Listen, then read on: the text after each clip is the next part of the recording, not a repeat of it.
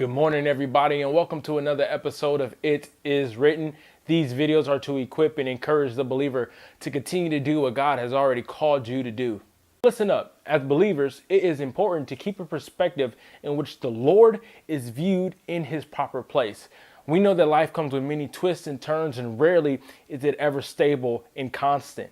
We must have something in our lives that anchor us, something that reminds us of truth and reminds us of the ultimate hope we have in Christ Jesus. Now that thing could be, a discipline that you created, like reading the Bible, or a spouse that you have, or even an accountability partner. Whatever it may be, you need something to remind you of the ultimate hope we have in Christ Jesus.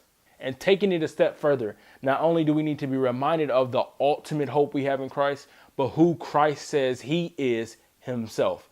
You see in 2 Corinthians chapter 10, starting verse 5, there's actually a war term being used. It says we need to take captive our thoughts to obey Christ.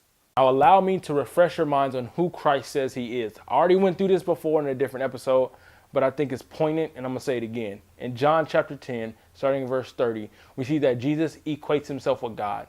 Now the evidence of that equation is actually found 3 verses later in verse 33, where the Jews were ready to stone Jesus because he claimed deity. So I think in the last 2 episodes, I've been talking about this story of Joseph. Now hang with me here. There's one more thing I want to pull out from that story. We read about the reconciliation between Joseph and his brothers later on in Genesis chapter 45.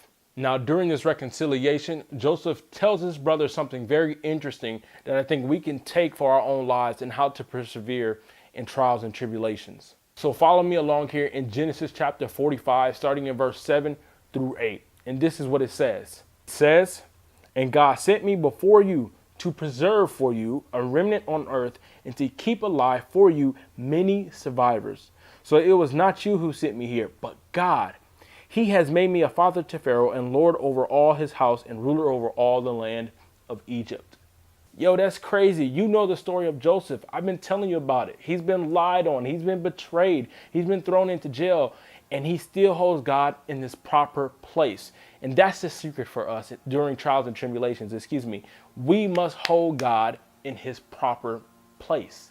So to wrap all this up, our attitudes and behavior should be influenced by who Christ says he is and the promises he has made towards us. Come on, do I gotta say it? You know what time it is. It's time for some A and T. A and T number 1, be alert and aware of your thoughts in your mind.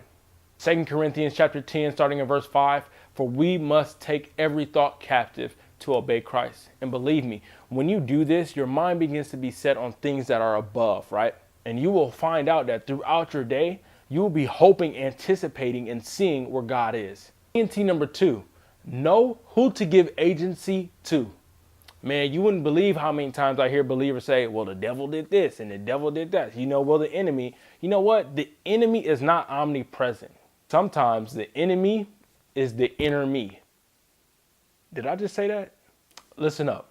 Our lives are within the story and narrative of God's redemption. And because of this, God is looking and moving to work in laborers. And because it's his narrative, we know that Christ is faithful and that things happen for a reason. A&T number 3, our attitude and behavior must be informed by truth and something that is constant. The truth is, life is messy and we need an anchor. I hope this video was encouraging to you. Go ahead, subscribe, like, comment below on what you thought on these videos, and I'll see you all same time next week on It Is Written.